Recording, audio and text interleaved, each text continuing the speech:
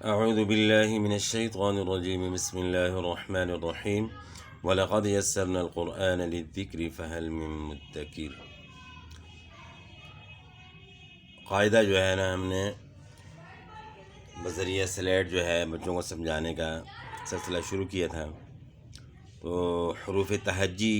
سے ہم نے آغاز کیا ہے اور دال زال تک جو ہے نا ہم نے ابھی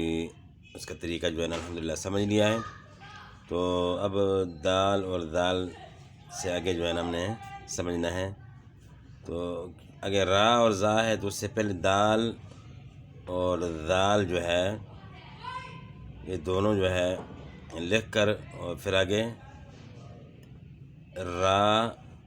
اور زا، اس کو اس طرح سمجھانا ہے کہ دال جو ہے نا اوپر سے تھوڑا سا اوپر سے بھی یعنی ٹیڑھا ہوتا ہے اور نیچے سے بھی، اور را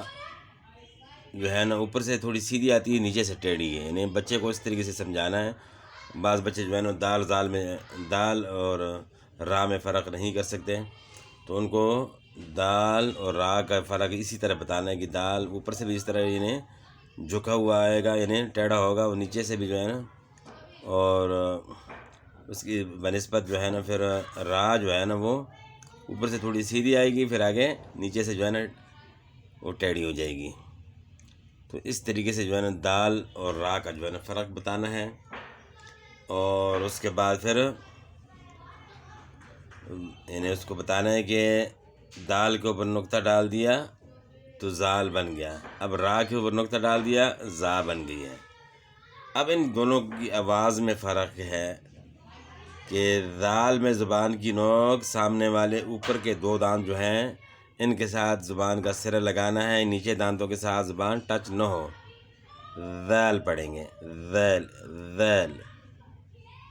اور اس کی بنسبت جو ہے نا زا جو ہے اس میں زبان کی نوک سامنے والے نیچے دانتوں کے ساتھ ٹچ ہوتی ہے، جس کی وجہ سے سیٹی کی مثل آواز پیدا ہوتی ہے زا زا۔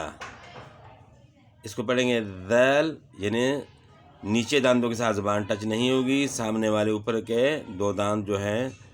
ان کے ساتھ زبان کا سرا ٹچ ہوگا، اور نیچے دانتوں کے ساتھ زبان ٹچ نہیں کرنی کیونکہ پھر زا بن جائے گی، یا رف بن جائے گا زا۔ تو اسی طریقے سے جو ہے نا سمجھانا ہے بچوں کو، ذیل زا ذیل زا۔ تو یہ تو الحمدللہ ہمیں سمجھ آ گئی کہ دال اور دال جو ہے اس کی آواز، اور اسی طرح را اور زا جو ہے نا اس کا فرق جو ہے نا الحمدللہ ہمیں پتہ چل گیا۔ تو اب آگے ہم نے جو ہے نا پڑھنا ہے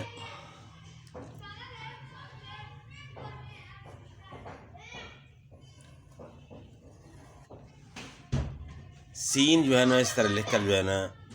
سمجھانا ہے بچے کو کہ یہ جو تین دندانے ہیں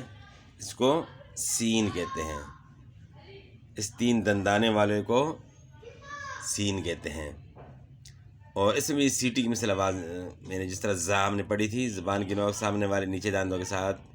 ٹچ ہوگی اور معمولی سی اوپر والے دانتوں کے ساتھ بھی، تو سیٹی کی مثل کی آواز پیدا ہوتی ہے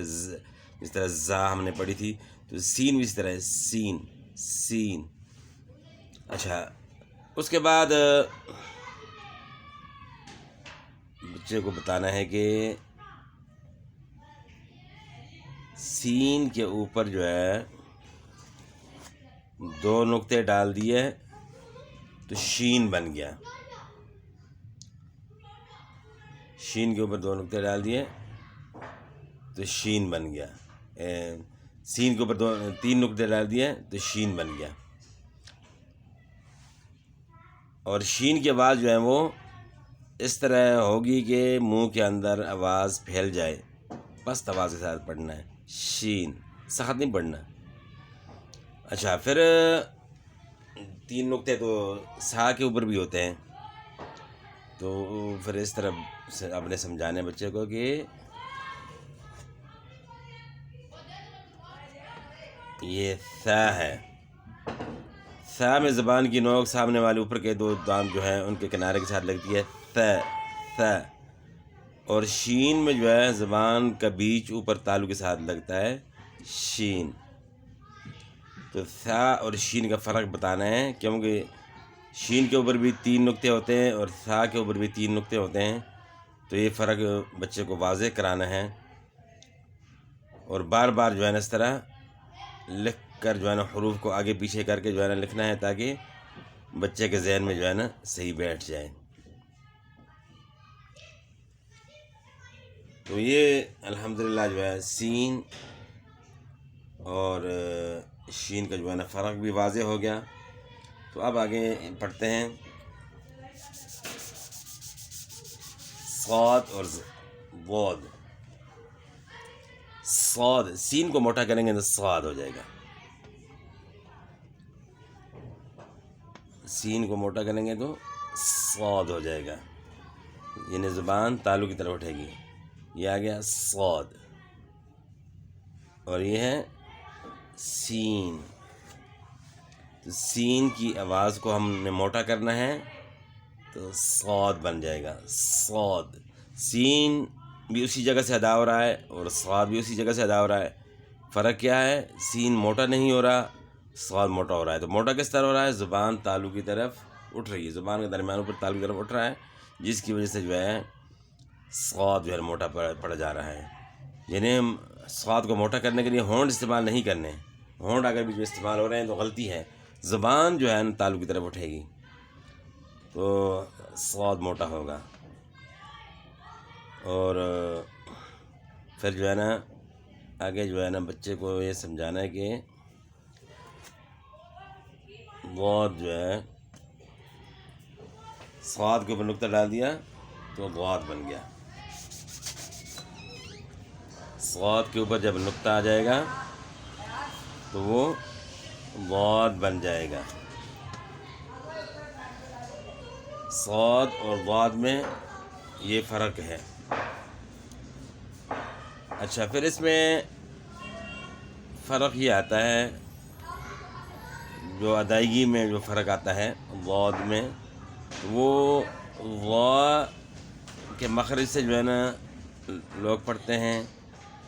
یا پھر ذال کے مخرج سے پڑھتے ہیں، یا پھر زا کر کے پڑھ جاتے ہیں۔ تو یہ جو ہے نا غلطیاں ہیں، یعنی زبان کی کروٹ جو ہے اوپر لگانی ہے بائیں طرف اوپر کی داڑھوں کی جڑ کے ساتھ، تو یہ صحیح جو ہے اپنے مخرج سے جو ہے نا ادا ہوگا۔ اور اگر ہم جو ہے ضا کے مخرج سے ادا کریں تو زبان کی نوک جو ہے نا سامنے والے دانتوں کے ساتھ لگے گی،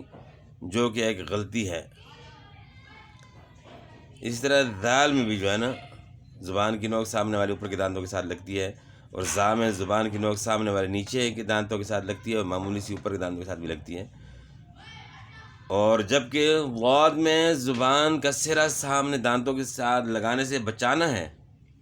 صرف زبان کی جو کروٹ ہے، موٹا حصہ جو ہے نا کروٹ کا، وہ جو ہے اوپر کی داڑھوں کی جڑ کے ساتھ لگے گا بائیں طرف، یعنی یہ جو ہے زبان ہے، زبان کا سرا گیا یہ کنارہ، تو یہ جو ہے زبان کی کروٹ کا جو پتلا حصہ ہے وہ، اور یہ جو موٹا حصہ ہے زبان کا کروٹ کا جو موٹا حصہ ہے، یہ اوپر داڑھوں کے ساتھ لگے گا، اوپر داڑھوں کی جڑ کے ساتھ، تو ضاد ادا ہوگا، ضاد۔ تو اس طریقے سے جو ہے ضاد کو سمجھانا ہے، اور ضا اور ذال اور زا ان کی آوازوں کے ساتھ جو ہے آواز مسنے کے ان کے ساتھ مسنے کے وہ اس طرح آواز پیدا نہ ہو، یعنی ان کے مخرج سے ادا نہیں کرنا۔ تو آگے پھر ہے کہ حروف آ گئے طا اور ظا۔ طا جو ہے نا تا کو موٹا کرنا ہے تو